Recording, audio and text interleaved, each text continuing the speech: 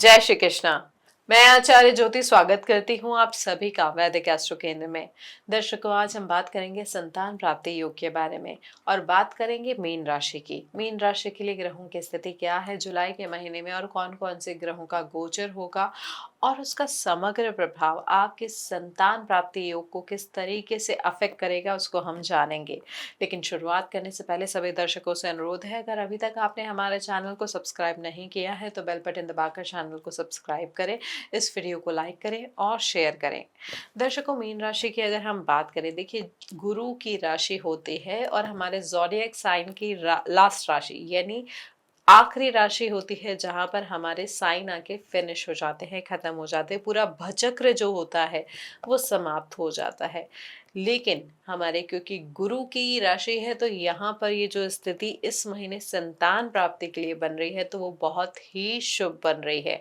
आखिरी राशि है लेकिन आखिरी यहाँ पर जो आखिरी राशि की महत्ता होती है वो जानना आपके लिए बहुत महत्वपूर्ण है, क्योंकि उसी से संतान प्राप्ति के योग की मजबूती आप जान पाएंगे। देखिए, बहुत सेंसिटिव स्थिति होती है क्योंकि आपका मन चाहता है मोक्ष की तरफ, आपका मन चाहता है चीजों को आराम से लेने की तरफ, कहीं ना कहीं ज्ञान की तरफ आपका झुकाव होता है। लेकिन social standing, social circle, social obligation आपको भी इस महीने थोड़ा ज्यादा प्रभावित करेंगे। यहाँ पर जो संतान प्राप्ति की स्थिति आपकी इस महीने बन रही है वो कहीं ना कहीं मानसिक तौर पे सबसे ज्यादा प्रभावित होगी। लेकिन एक चीज जान लीजिए, हमारे जो मीन राशि के दर्शक हैं, इस महीने बहुत ही शुभ संयोग दिख रहे हैं आपके संतान प्राप्ति के लिए, क्योंकि बहुत मजबूत स्थिति बन रही है। अब मजबूत स्थिति कैसे बन रही है, आइए समझते हैं। देखिए, सबसे पहले हम बात करते हैं लग्नेश की स्थिति। आपके लग्नेश यानी गुरु बृहस्पति जो कि संतान के भी कारक हैं, वो बैठे हैं आपके संतान के ही भाव में और संतान के ही भाव में बैठे हैं उच्च के होके। तो यहाँ पर ये सबसे बड़ा योग होता है संतान प्राप्ति के संदर्भ में। अभी पिछले कुछ समय से अगर जो संतान प्राप्ति के लिए प्रयास कर रहे थे और सफल नहीं हो पाए थे, ये महीना जान लीजिए बहुत महत्वपूर्ण है शुभ संयोग के लिए। योग में मजबूती बहुत ज्यादा है। साथ ही संतान भाव के जो स्वामी हैं यानी वो चंद्र है, तो यहाँ पर मानसिक स्तर पर जो उतार चढ़ाव होगा वो डायरेक्टली रिलेट करेगा आपकी प्रेगनेंसी के साथ। यानी संतान प्राप्ति के योग को कितनी मजबूती मिल रही है या उसमें कितनी वीकनेस आ रही है वो डिपेंड करेगा आप कितने ज्यादा स्ट्रेस में हैं या कितने ज्यादा खुश हैं। देखिए, मानसिक स्थिति हमारे मीन राशि के जातकों के लिए बहुत क्रूशियल है, बहुत क्रिटिकल है इस महीने, ये ध्यान रख के चले। लेकिन सबसे महत्वपूर्ण बात जो मैं दोबारा हमारे दर्शकों को बोलना चाहूंगी कि गुरु उच्च के हैं, उच्च के होके त्रिकोण में यानी आपके पंचम भाव में बैठे हैं, तो शुभ संयोग तो बन ही रहा है। यहाँ पर संतान प्राप्ति की संभावनाएं बहुत प्रबल हो रही है। यहाँ पर अब बाकी ग्रहों को भी अगर हम समझे तो देखिए, शनि लग्न में बैठे हैं आपके, राहु 12वें भाव में, सूर्य आपके चौथे भाव में, मंगल आपके तीसरे भाव में, केतु आपके छठे भाव में और गुरु बृहस्पति यानी लग्नेश शुक्र और वक्री बुध के साथ युति कर रहे हैं आपके 5वें भाव में। यहाँ पर राशि की जो ग्रहों की स्थिति है वो बदलेगी 4 तारीख से। शुक्र जो है आपके छठे भाव में यानी सिंह राशि में चले जाएंगे। 7 जुलाई को बुध वक्री अवस्था में ही मिथुन में यानी आपके चौथे भाव में चले जाएंगे। 15 जुलाई को गुरु संतान भाव के स्वामी, संतान भाव के कारक और आपके लग्नेश, देखिए संतान भाव के स्वामी नहीं है लेकिन संतान के कारक हैं आपके लग्नेश और संतान भाव के स्वामी है चंद्रमा। तो यहाँ पर ये जब अस्त हो जाएंगे, उच्च के होंगे, तो थोड़ी सी कॉम्प्लिकेशन या थोड़ा सा अवरोध आ सकता है। लेकिन घबराना नहीं है, ये महीना बहुत शुभ संयोग और मजबूत योग की स्थिति आपके लिए दिखा रहा है।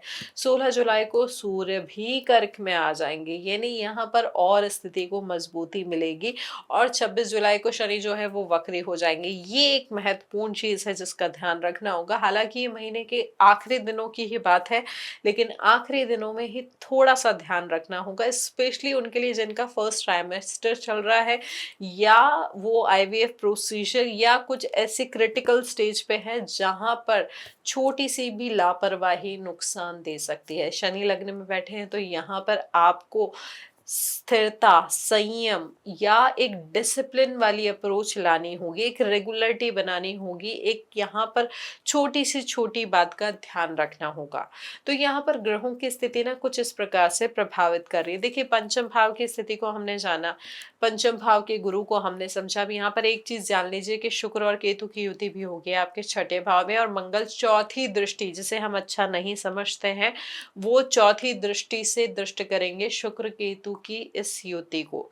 जो हमारे मीन राशि के जातक है वो ये ध्यान रखे कि यहाँ पर ना थोड़ा सा कॉम्प्लिकेशन उस स्थिति में आ सकता है कि थोड़ा सा किडनी से जुड़ी हुई जो समस्या है, ये लीवर से जुड़ी हुई समस्या, स्पेशली अगर आपको कोई बॉडी में स्पेशली आपके रिप्रोडक्टिव सिस्टम में सिस्ट की समस्या है, या आपकी किडनी स्टोन्स की समस्या है, उन जातकों को ये महीना थोड़ा ज्यादा परेशान कर सकता है। साथ ही में जो अभी फर्स्ट ट्राइमेस्टर में है, उन जातकों को ये ध्यान रखना होगा कि गैस्ट्रेशनल डायबिटीज जो है वो आपको इस महीने प्रभावित कर सकती है, और थोड़ा सा बीपी भी फ्लक्चुएट हो सकता है। और बीपी फ्लक्चुएशन होगा लगभग महीने के मध्य में, उससे पहले इतना ज्यादा प्रॉब्लम नहीं दिख रही है। लेकिन हाँ, इन छोटी छोटी चीजों का इस महीने आपको विशेष तौर पे ध्यान रखना होगा। संतान योग बहुत ही मजबूत है, लेकिन कहीं ना कहीं शनि, मंगल और शुक्र केतु की स्थिति एक आगाह कर रही है आपको, एक चेतावनी दे रही है, एक सावधानी रखने के लिए समझाइश दे रही है। यहाँ पर आपकी फर्टिलिटी बहुत इम्प्रूव्ड है, बहुत सपोर्ट कर रही है आपकी बॉडी संतान प्राप्ति के संदर्भ में। लेकिन बस ध्यान रखना है कि कोई ऐसी चीज जिसको आप अवॉइड कर रहे हैं, टाल रहे हैं, फिजिकल ट्रीटमेंट जो भी आपको डॉक्टर ने एडवाइस किया था, जो चीज डॉक्टर ने आपको ध्यान रखने के लिए बोली थी, उस चीज को किसी भी तरीके से टालना नहीं है, अवॉइड नहीं करना है। यहाँ पर किसी भी तरीके की नई चीज, नया एनवायरनमेंट, ट्रैवलिंग आपकी स्थिति को प्रभावित कर सकती है। इसलिए यहाँ पर इस महीने सावधानी जरूर रखनी है।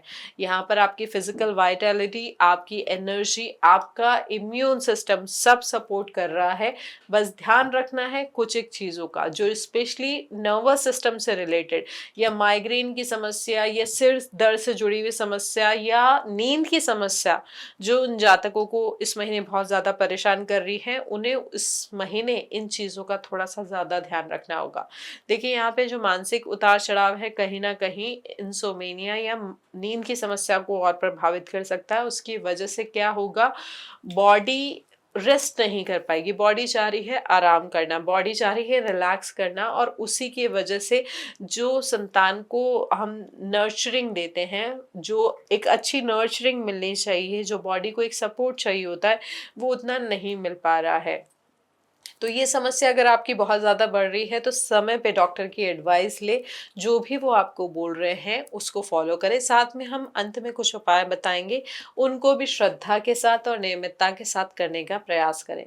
तो ये है दर्शकों हमारा विश्लेषण ग्रहों के आधार पर। आप समझते हैं एक एक सिचुएशन को।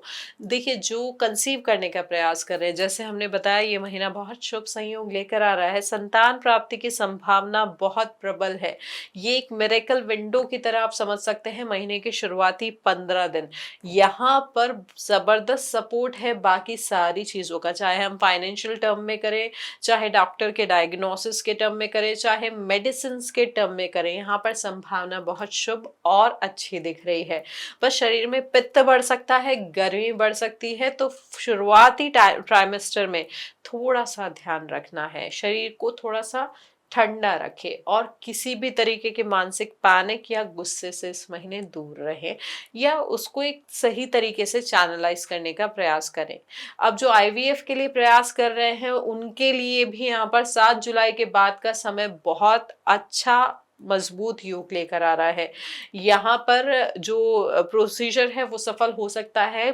सेकेंड वीक बहुत स्ट्रांग है, लेकिन शुरुआती दिन भी 1 से लेकर 15 तारीख तक की अगर हम बात करें, यहाँ पर ट्रांसप्लांट बहुत सक्सेसफुल हो सकता है। यहाँ पर ये ध्यान जरूर रखना है कि कंप्लीट बेड रेस्ट की अगर डॉक्टर ने आपको एडवाइस दी है तो उसको फॉलो करें, किसी भी तरीके की यात्रा से बचे, और सीढ़ियाँ चढ़ने से तो बिल्कुल बचे।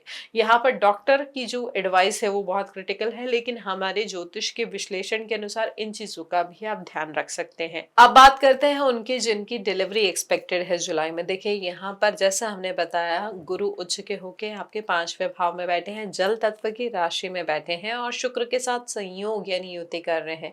तो इस महीने बहुत अच्छी संभावना है, जो डिलीवरी की प्रक्रिया है और उससे जुड़ी हुई जो भी स्थिति है उसमें कोई कॉम्प्लिकेशन नहीं आने की, यानी बहुत ही स्मूथ यहाँ पर प्रोसेस हो सकता है। कोई डॉक्टर की यहाँ पर इंटरवेंशन या कोई भी ऐसी संभावना नहीं दिख रही है कि कुछ प्रॉब्लम आ सकती है। यहाँ पर नेचुरल पेनलेस स्थिति की संभावना आपके लिए ज़्यादा है। हालांकि जो 16 जुलाई है उसके बाद सूर्य भी आपके पंचम भाव में प्रवेश कर जाएंगे, तब हो सकता है यहाँ पर जो होता है प्रेगनेंसी के दौरान जो थोड़ा एमनियोटिक फ्लूइड होता है वो थोड़ा सा कम हो जाए, या बॉडी हीट बढ़ जाए, या फिर बीपी फ्लक्चुएट हो जाए। उसकी वजह से थोड़ी जो स्थिति है वो थोड़ा सा सावधानी की मांग कर रही है। यहाँ पर इन चीज़ों को लेकर थोड़ी सी सावधानी बरतनी है। यहाँ पर थोड़ी सी भी चीज़ें अगर आपको उतार चढ़ाव वाली लग रही है तो डॉक्टर का सही समय पे हेल्प ले, उनसे फॉलो अप करें, उनकी गाइडेंस ले और जो वो बोल रहे हैं उसके अनुसार डिसाइड करके आगे बढ़े। तो जैसा हमने बताया कि डिलीवरी के शुभ संयोग दिख रहे हैं, बस यहाँ पर जो थोड़े से कॉम्प्लिकेशंस हैं उनका ध्यान रखना है। डॉक्टर की राय के साथ फाइनल डिसीजन लेना है कि चीज़ें किस तरीके से आगे जाए। अपने शरीर की सुने, मन की सुने और उसके अनुसार निर्णय लें। तो ये है दर्शकों हमारा विश्लेषण। बात करते हैं कुछ आसान से उपायों की जिनको आप करके ग्रहों की स्थिति को संतुलित कर सकते हैं, ताकि संतान प्राप्ति के योग आपके लिए और मजबूत हो जाए। स्पेशली अगर आपकी महादशा चंद्रमा की चल रही है, मंगल की चल रही है, गुरु की चल रही है, तो ये योग आपके लिए और भी मजबूत हो जाता है। बस आप क्या कर सकते हैं इस महीने, सबसे पहले ये ध्यान रखें कि माथे पर केसर का तिलक रोज लगाएं और अपनी नाभि पर भी, और विष्णु सहस्त्रनाम अपने कमरे में, अपने घर में कोशिश करे चला कर ही रखे। ये जो ध्वनि की तरंगे है ना, आपके गर्भ की रक्षा करेगी।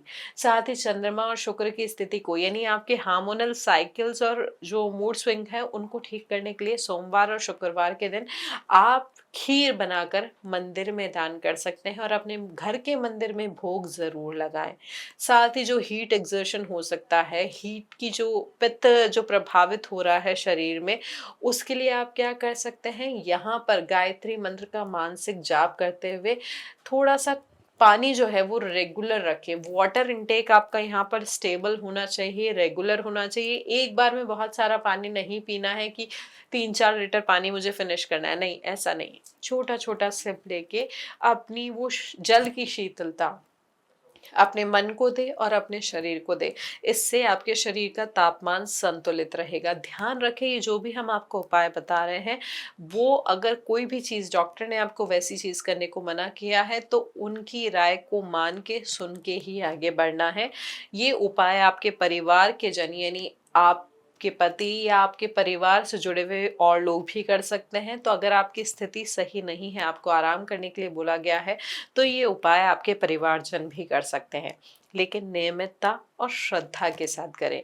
तो दर्शकों, ये था हमारा समग्र विश्लेषण। यहाँ पर ये स्थिति एक बार फिर हम आपको कहेंगे, ये महीना एक टर्निंग पॉइंट बन सकता है। ये शुभ आशीर्वाद जो है ना इस महीने आपके पास, कहीं ना कहीं संतान प्राप्ति के योग को बहुत मजबूती दे रहा है। बस मानसिक शांति को नहीं खोना है, अपने डॉक्टर्स पर ट्रस्ट रखना है और माँ बनने के इस खूबसूरत एहसास को फील करना है।